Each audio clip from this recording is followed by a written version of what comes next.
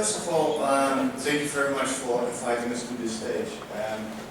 Last week we were saying to each other that the timing couldn't have been better because Robert, my colleague, who will speak to you in a little bit, we just had our sort of 1 year anniversary of working together. And that year has been quite a productive year for us. We write mainly in Dutch, but I decided to have those headers translated through Google Translate. So if there are mistakes, it's just Google, it's not us. Because Robert and I, a year ago, we vaguely knew each other. We were working for competing Dutch media titles. But we met each other because we were both working on disinformation. At the time, Robert was working at the Volkskrant, which is the Dutch major, or the Dutch biggest quality newspaper, while I work at the Groen Amsterdam. You can see the logo there, which is a Dutch, much smaller title, but a weekly. And I think it was in February or so when one of us called the other and said, well, congratulations on your latest article. There's only one thing though, I was working on the same thing. And that's the moment that we said, okay, let's go for coffee and let's see if we can work together instead. And since that moment, we have done a lot. And I think one of the first discussions we had when we met in Amsterdam for the first time, or actually not for the first time to discuss cooperation. We were telling each other how the coverage of disinformation in the Netherlands so far had been very much focused on the United States, or it was very often a very political or almost philosophical debate. There was a lot of analysis. I also wrote such analysis, but we also felt that there was a need to actually understand what disinformation in the Netherlands means. What is it like? What does it look like? Is it actually a thing, or is this only happening in the United States, England, and some other places? At that moment, it was just been a couple of months since our Minister of Interior Affairs in the Netherlands had also warned for disinformation targeted to the Netherlands. But as many colleagues of us, many other journalists had already noted, she warned, but she couldn't provide very convincing examples. She had some, but it wasn't much. So what we decided during that coffee in Amsterdam was, let's look for those examples, let's see if we can find them. And we were extremely lucky because after we had got funding to do this project, Twitter decided to release data sets with tweets. Twitter, on the pressure of US Congress, has decided to do that, and just before we were about to start, they released a Twitter data set of 3 million Russian tweets. So that enabled us to look into it and see what the Russian trolls actually wrote and in what ways Dutch political topics appeared within their discussions and within their tweets and retweets. Again, the timing couldn't have been better because last week, I'll translate that again. Last week we had our last publication in this series of articles, which was about disinformation within the online MH17 debate. The MH17, for those who don't know, is the plane flight that crashed in the summer of 2014 and in which a lot of Dutch citizens died. And there's always been the feeling, there's always been the idea that there must have been disinformation within the discussions around this. Actually, over lunch, Mark Aliotti told me that when he's in debates in Amsterdam, he's surprised by the amount of questions he gets from Dutch people who actually believe such conspiracies. But again, we wanted to understand how much is it. Before I give the word to Robert, so what we did after Twitter had released other data sets, this is a data set of 9 million tweets, we saw where the peaks were, and one of the most remarkable things, I think, is that the highest peak was around the MH17 day. Before I return here, I'll give the word to my colleague, to Robert, who can tell you much more about the data. Also because, we are quite different journalists. Robert is much more data journalist. His main method is data searching, programming, and I'm more the old-fashioned journalist, although I'm younger, but I do interview people, write, but we have done everything together. But Robert, maybe you can Just a slight addition to your introduction. I used to live a lot of years in Russia and Ukraine, so I've been studying propaganda and the Russian disinfo for a lot of years. What I'll show now, two examples from Twitter sets that were released. There were two sets released. One is 3 million tweets, and the other one is 9 million tweets. I also wrote a lot about stuff that Twitter didn't release, other troll armies, etc. But I think these examples are interesting. But if I would take you all on a trip now, we could sit behind a computer and probably find new Russian troll armies, because unfortunately they deleted a lot of these IRA trolls, but a lot of them are still out there and they made a lot of new ones. So it's nice that Twitter deleted them, but the only reaction is that they will form a whole new army. So this graph is interesting. So they have tweets going back to 2009 even, but you see there's not so much activity. And then just prior to M817, you see that the troll army is getting more active, and the peak on 17th of July is pretty insane. I mean, that's compared to the rest, there were 57,000 tweets on 18th of July, which is quite heavy. And we thought if we use Python, a special program, can we recreate what happened? What did those trolls do? The moment the airplane was shot down, we wanted to know what did they start tweeting, to reconstruct basically that day. And now with this data, we can do it. We could probably even extend it, because I think that a lot of the trolls were never found by Twitter, or they didn't delete them, so there's more data than actually in this 9 million tweet database.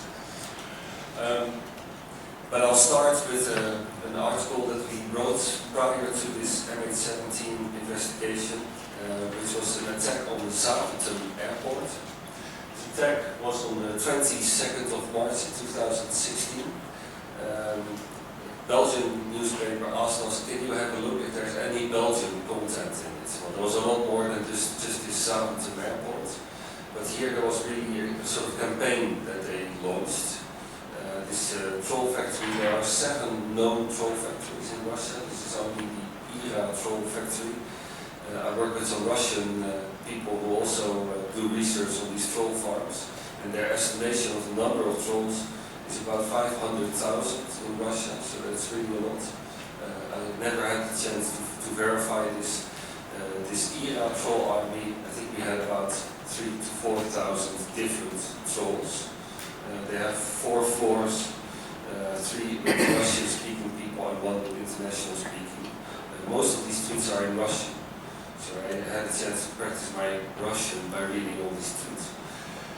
But for the Zaventem one, most was in English, so it was a little bit easier. Just to know the extent, this was a really horrible attack with nail bombs, so 35 people died in this attack. And the interesting thing was about from this 3 million tweets, we just analyzed specifically that day, and I think the day after it, and we deleted every tweet that had nothing to do with the Zaventem attack. So there were about 7,000 tweets that whole day, and most of them were only related to this specific attack. And they used a lot of hashtags. That's also an interesting way if you want to do research on troll armies. If they work together, they always use the same hashtags. So you see a lot of accounts using the same hashtags. You can wonder where is this coming from. There are ways to find out. It's very technical, so I won't explain during this presentation, but I will do a training on Thursday and Friday and explain a bit more details on how to do research on these troll armies. So the hashtag that I forgot the most powerful one, but it's included in the next slide, Islam kills.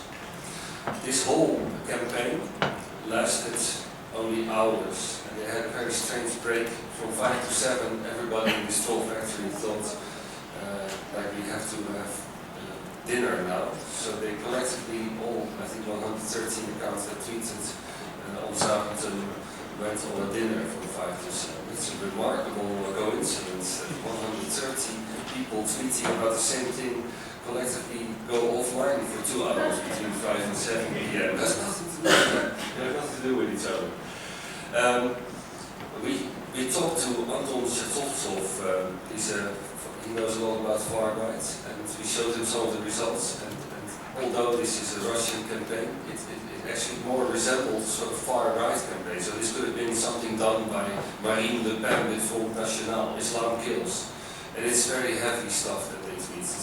There were tweets like, I don't know, if 6 people come in our country, refugees, and only one of them is IS, then kill all of them. Islam Kills hashtag. And that kind of crap. It's really painful to read. So instead of grieving with the people who lost someone in this terrible disaster, it was actually a lot of online hatred.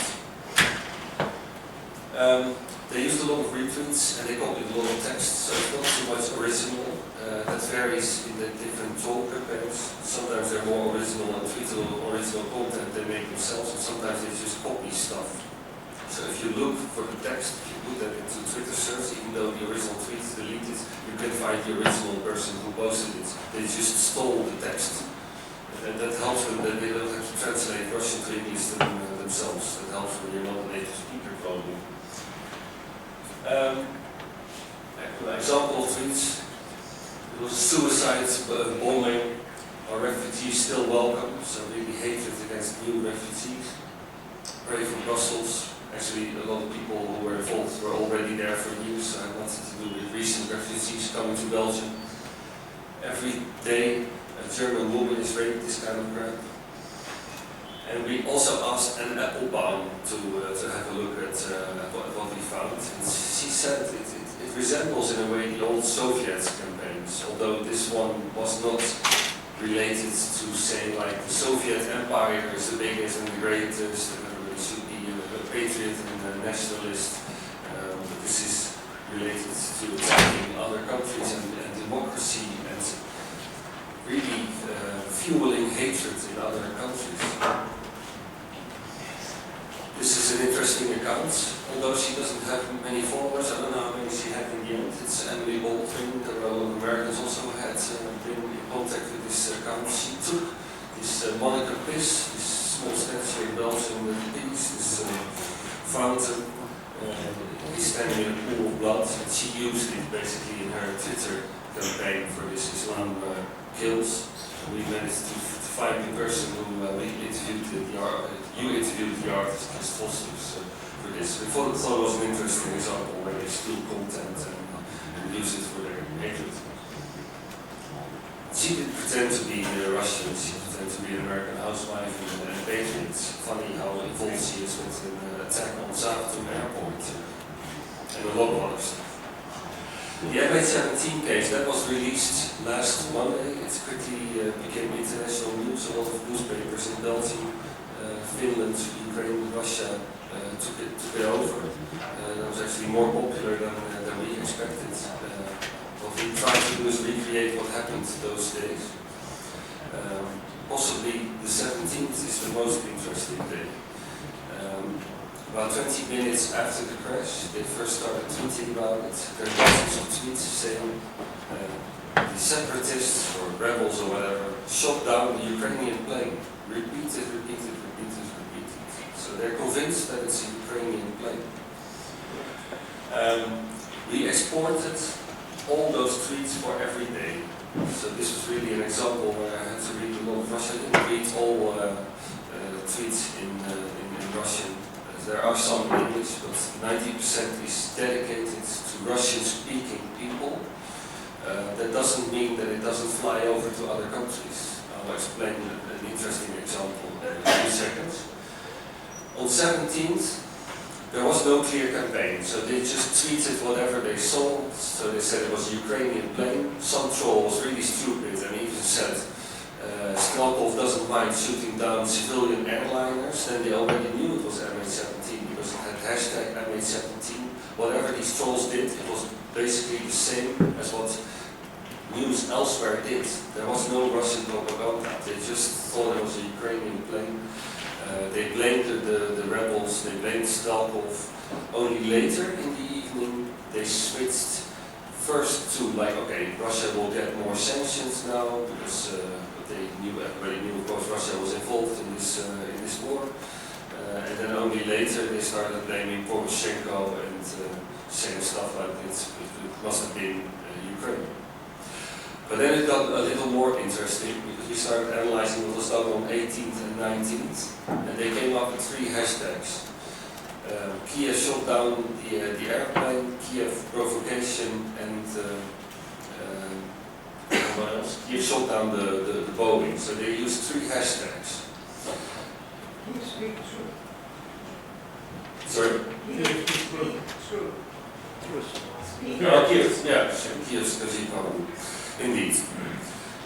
So every tweet contains either 1 or 2 or 3 of these hashtags. And there were 65,000 sent in 24 hours. So they started, there must have been somebody in the morning, their boss said, okay, look guys, we need to blame Ukraine. This is the way we'll do it. We have 3 hashtags and we'll just start tweeting as much as we can for the next 24 hours, the whole night long.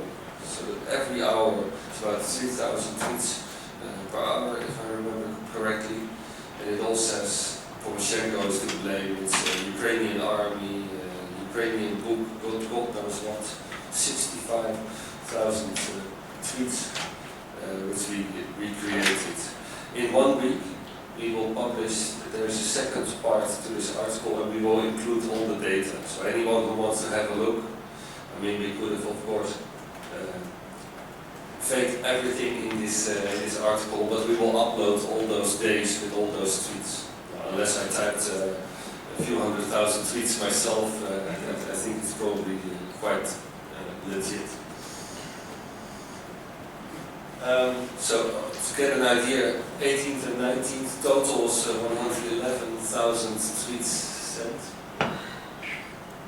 65,000 tweets, but it's probably a lot more because there were also trolls who didn't use these hashtags, so there were probably a lot more tweets. On 17th we didn't count.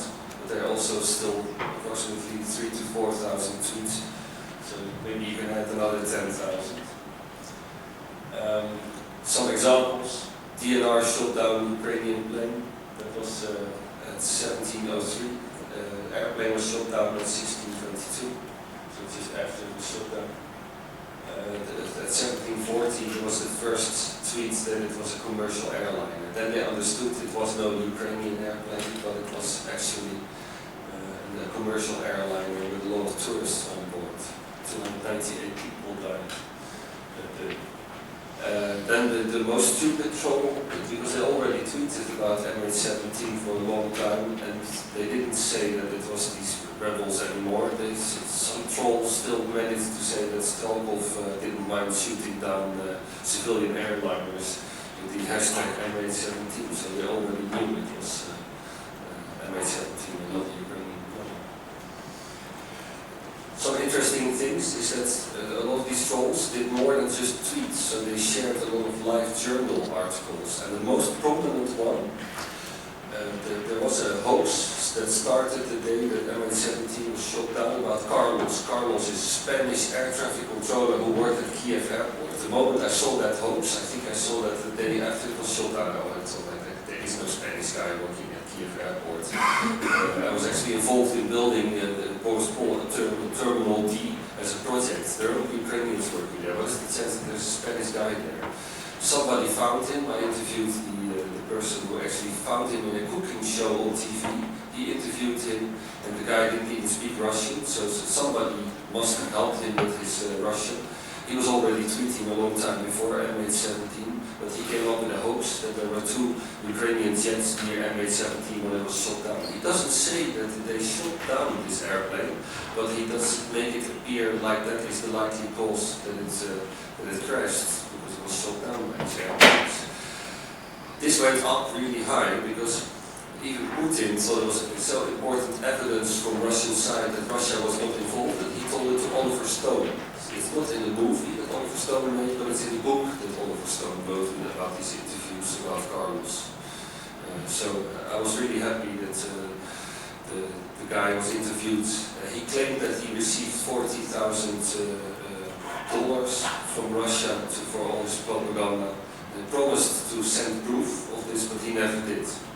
So whatever this guy says, you can put a lot of question marks there. So we don't really know whether he was paid. He might have some ties to Russia, but it's very likely because he was already busy long time before 17. One girl wrote this live journal blog about these cardinals. It went online. She also has a Twitter account. She used the same hashtags, those three that we showed. So she is 99% likely also a troll from this IRA army, but she was never discovered, still online. So Timofeeva_Kate is her Twitter address, you can still read all her stuff. Her tweets, she has no likes, no retweets whatsoever on most of her tweets, but this one was shared 130 times. About 100 were shared by these trolls, and 60 were shared at the exact same moment, so in the same minute, which is remarkable. In 6 minutes, there were 100 retweets of her article, and then they stopped. It was the 17th most read page in Russia that day. That story about cardinals. I think that's it. Yeah, I will give the word to Rudy. Yeah, so as I said in the beginning, when we said together, we said that we want to understand how substantial it is, what it looks like, what we just showed you. So I think now, a year later, we have sort of returned to the question, what is then the influence? And does it work? And why can it work? And that's of course a question that's been debated for a couple of years now, especially in the United States. And I think first I want to sort of briefly recap some very general things that we know about this, that I think have also been elsewhere, is that this Russian trolling is very often not about pushing certain ideas, but very often more about creating chaos. And that also explains why trolls often amplify the flanks of the debate, never the center, why they can amplify opposing ideas within the same debate at the same time. And other important insight that we gathered during our investigations, especially when we started to read the tweets and read it, and read about how they formulated them, and also if they operated in other language, what they took from other Twitter users, is that they of course tap into societal fears. That's sort of the core of what they are doing, the fear of loss of values, the fear for change in general, and the fear for cultural loss. And at least for the Netherlands, this was very true.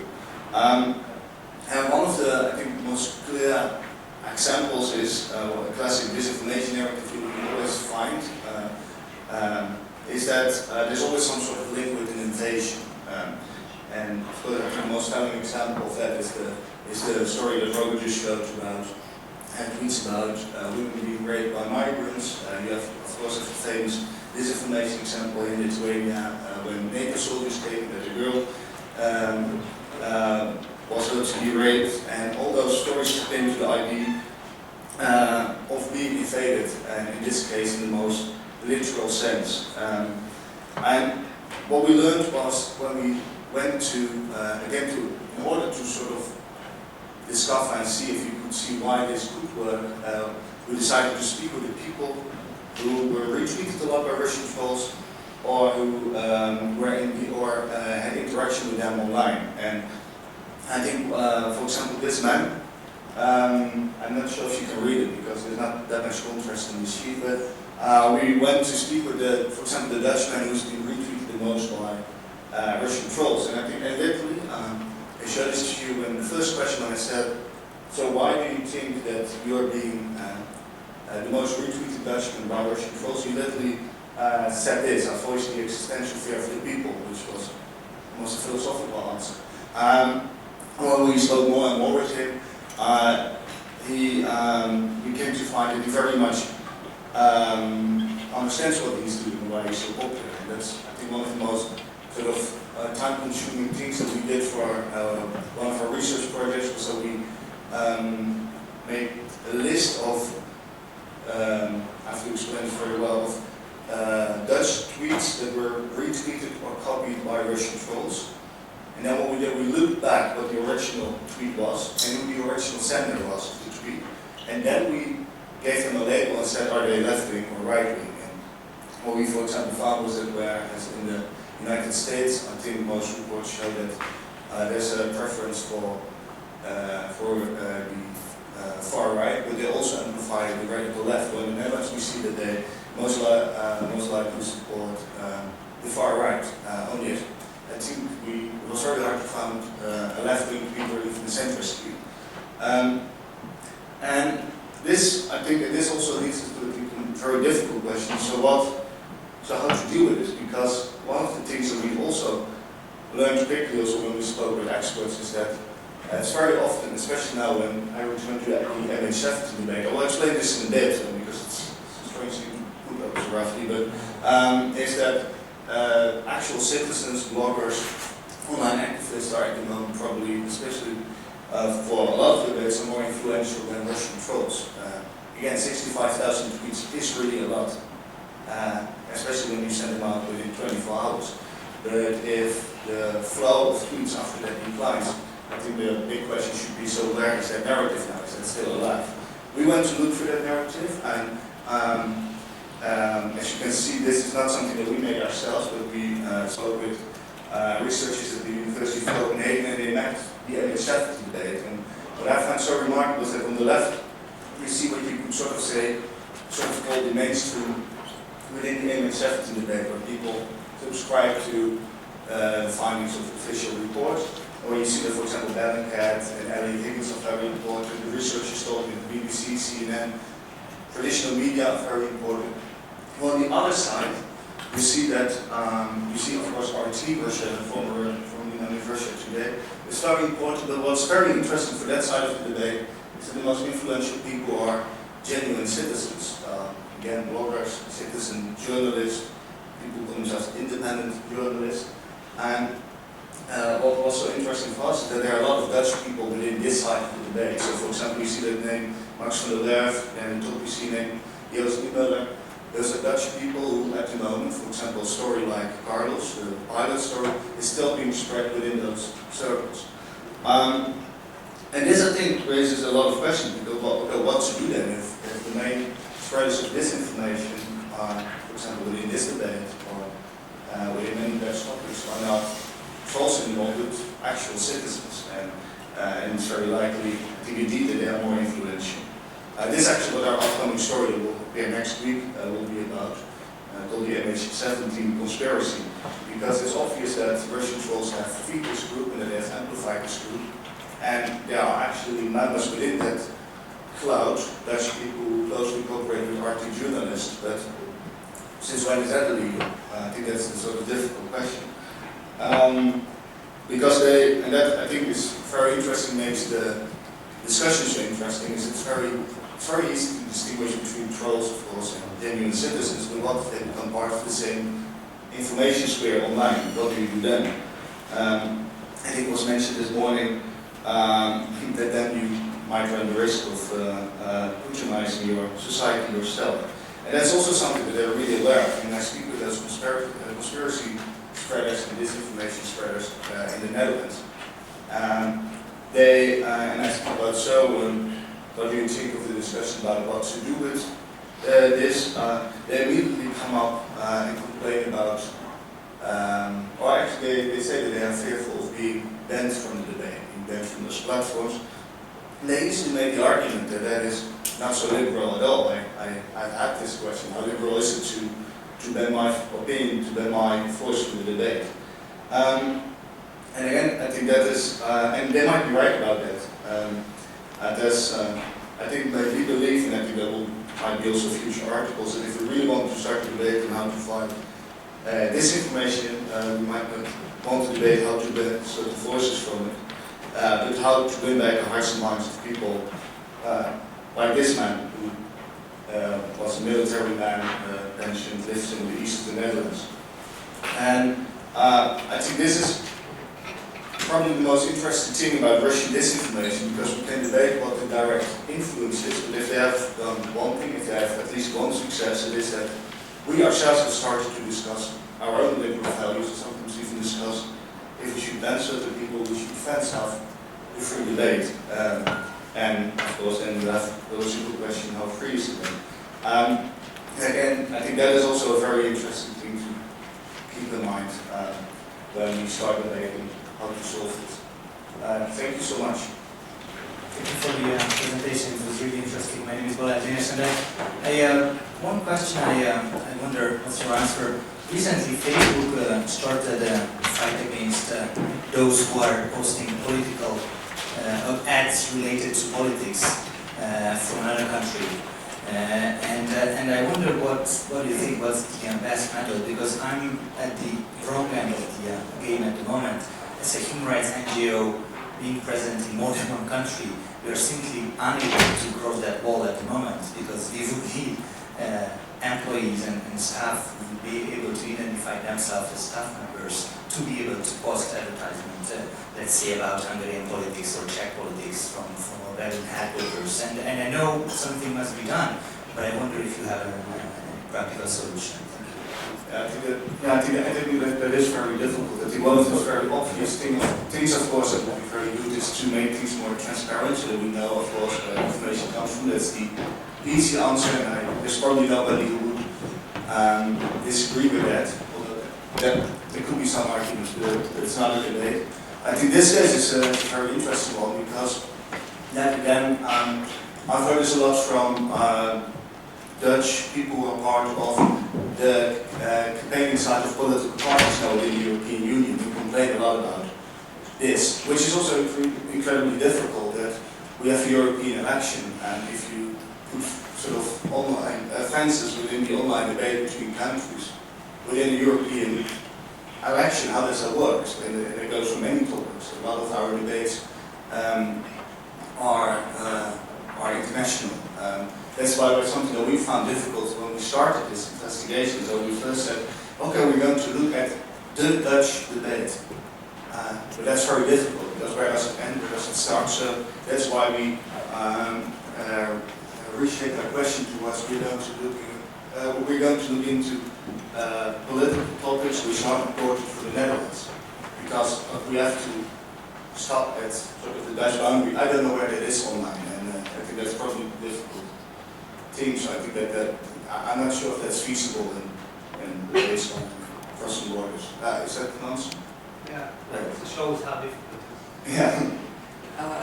I think Bellingcat has really played an important role, both, as you know, in the MH17 crash or shoot down, but also recently with the Skripal poisonings. I find that, well, what I'm curious to find out from you is, when this information from Bellingcat started to come out, and I can't remember the exact chronology, but I do remember that the Russian authorities, not the trolls, tried to come up with some sort of an excuse about that Buk missile, the BUK missile. And they were offering different theories. And I guess what my question to you is, how did you relate any of the content from these trolls and with things that were actually coming out from the Russian authorities about, specifically about the MH17? What we do is a bit different than what Bellingcat does, because they do a lot of geolocating and finding stuff on social media, but they don't specialize in propaganda on, for instance, Twitter, etc. They do come across a lot of it. Funny thing is that Daniel Romein, that's not his real name, he's a friend of mine for many years already, long before he's their main MH17 person. So I did talk a lot with them on MH17 evidence, so whenever I have a question they can help me. They invited us to do a podcast now on MH17, but our work is a bit different. But if we find something that they can help verify whether it's true or whether it's fake evidence, that is actually very handy. So we do cooperate with them. They started basically the day after the crash, they already started analyzing movies with that white Volvo on it. So the minute it was shot down, they started already. Their work is magnificent.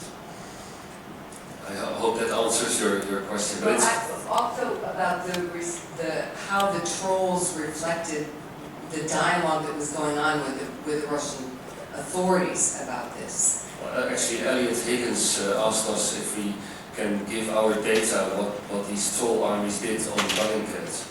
So who knows, we might actually have a publication about this. But there were a lot of attacks on Bellingcat in the main media, but also these troll armies tried to smear their work.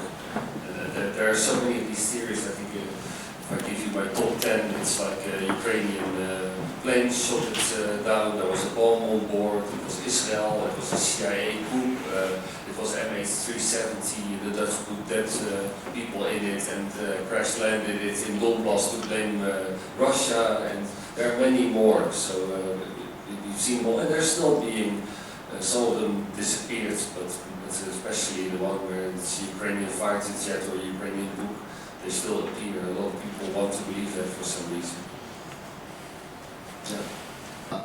I have one question. I know is it expertise of your field, but you were talking about international external problems and themes and Russian information warfare narratives, but it would be more interesting if you could please give us example from your domestic area. For example, what are the narratives, Russian narratives in your country, and how you cope with them or fight with them, and maybe you could tell us. Yeah, maybe. I think there are I think a very interesting example, which is not exclusively Dutch, but that we have seen in our research is that I think also Rob showed it a little bit, is the pushing or amplifying, I have to say, the anti-Islam sentiment. And what we also did in our research is that we took all the Twitter handles of all the Dutch politicians, or the leading Dutch politicians, and saw how they appeared within the tweets. We, for example, found that the man is called Geert Wilders. He's the leader of the Dutch Freedom Party, which is a nationalistic right-wing party. That he was by far the most popular politician among them. Actually, the others were hardly mentioned.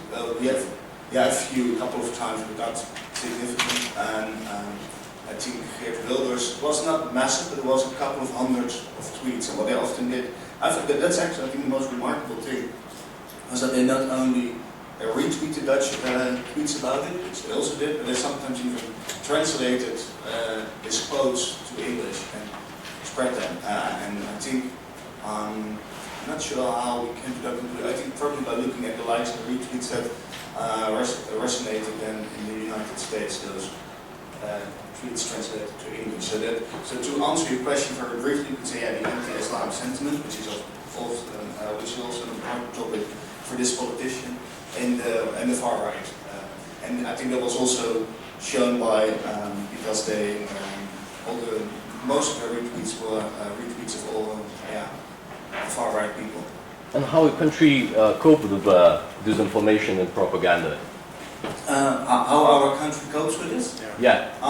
Actually, as you know by now, I'm a journalist, so I'm also here to write a story about how Lithuanians do, which was told after this presentation. But for the Netherlands, I think in the Netherlands, I find that very interesting. I'm also interested in hearing what people from the Dutch embassy think about that, but I think in general in the Netherlands there's more reluctancy, also because there's a huge trust in, it's a bit stupid to say because I'm part of the media, but there is a high trust in media, and also an idea that Dutch authorities should not be involved in the debate too much. So even you have this famous example of EU versus Disinfo, which is this Brussels office that monitors news, and when they put, I think, 3 or 4 Dutch stories on the list, there was a huge outrage in the Netherlands, and it was actually the Netherlands that requested Brussels to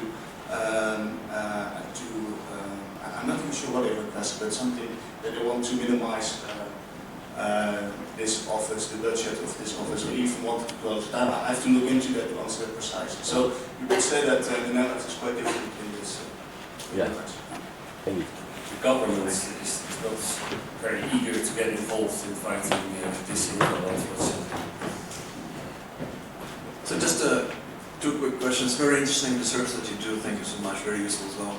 One is technical issue, I think. Is it costly, the research that you do? How much money do you usually need for research like this?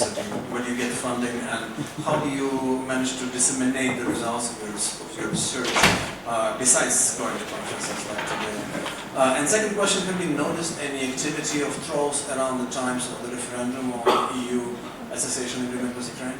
Thank you. I think that the second question, let's start with that because it's a very easy answer. No, and that was something we put a few things on our list, MH17 and the Ukraine referendum, and we were actually surprised to hardly find anything on the second topic, and which is, and I think which surprised us because that was sort of expected. It was also what our Minister of Interior has said. On the other hand, and I think that's something that's sort of a disclaimer that we should always put with this presentation and with our articles is that we are looking at first 3 million tweets, then at 9 million tweets, but that isn't all. That's just what Twitter found and could indicate that comes from the Internet Research Agency. I'm not sure what's kind of questions. Concerning research, Yeah. these kinds of things, Does it cost a lot of money? it's very painful, long, tiresome work. I did one troll army, a very famous singer. It took me 8 months. Okay. Only this troll army, but I had to get it legally tight. He was in the top 10 best paid Dutch artists ever. He had a very large troll army which he used to attack journalists, etc. I'm not even sure how much money it costs, but thousands and thousands. No, but I mean to you, does it cost money or you just spend your free time and looking at the tweets? Well, most of my work was for this Volkskrant or Groene Amsterdammer, and I write for some international media like Stop Fake and Integrity Initiative. But the only thing that I won't do is let people pay me with, I don't know, 10 euro cents per word, because then I'm screwed. Because my article may be only 3 pages, but it may take me 3 months of work. So whenever I start a project, I have to be sure that it's feasible to do this, that I will come up with results, because I waste a lot of time. Right. But it takes a long time. So the normal journalist may have 2-3 articles a week. I sometimes have 1 in 5 months. And also in addition to very give a concrete answer for this article, the logo has disappeared, but the magazine that we did this for has an own foundation, and they give us extra money, and because they pay research time and not the amount of words, which I don't have to explain it any further, which is very important for us. And the fun thing about that was actually, one good thing about that foundation, because it's affiliated with the magazine, is that we use that research for other publications in, for example, Belgium as well. So that was very nice. One small addition, the fact that we didn't find tweets that interfered with this referendum. There were some tweets, but it's minimal. But for instance, there was a movie made. There was a claim that it was done by this IA troll factory. There was a movie released whereby people from some Ukrainian Azov squad in military gear threatened Dutch people. They said, if you vote for the association agreement, we'll let bombs go off in your country, something like that. That was fake. That was made in Russia. There was one Russian actor in it who was recognized actually by somebody from Bellingcat at some point. So that was definitely fake, aimed at influencing in Holland. There are some other examples. That was the worst one. Virginia Budina from Vilnius Institute for Policy Analysis. I was very eager to ask you the question because just you told that you were writing for Integrity Initiative. Yeah. Is that correct? Yeah. I would like to ask you, because Integrity Initiative was hacked in November last year. Yeah, I know. Have you seen any, or have you investigated into what happened next in the information space? Because we were also in that story. So we are looking for brothers in the problem. I can get you in contact with people who know far more, because I only helped a little bit with this investigation, but what some Russian sources do is that they release this info in batches. So instead of releasing the whole hack, they do it in batches. So each time it's released, then they have to look what was released. But it includes a lot of private details, people they work with, and what is done. For instance, they have certain campaigns in Moldova, it's all related to democracy. They try to undermine this and say that it's some sort of attempt, anti-Russian attempt and anti-democratic attempt. But I actually think that Integrity Initiative is a great institute. But it's still being attacked, and it's likely that they will release more unless they, I'm not sure when the last hacked material appeared, but there were several cases where it was released. So yeah, it was a really nasty thing. But I think a lot of institutes have to be very careful guarding their material, because your families, everything can be out there suddenly. You're not protected anymore. Okay, thank you very much, and thank you for Robert and Koen, and we would like to invite them our leader from here.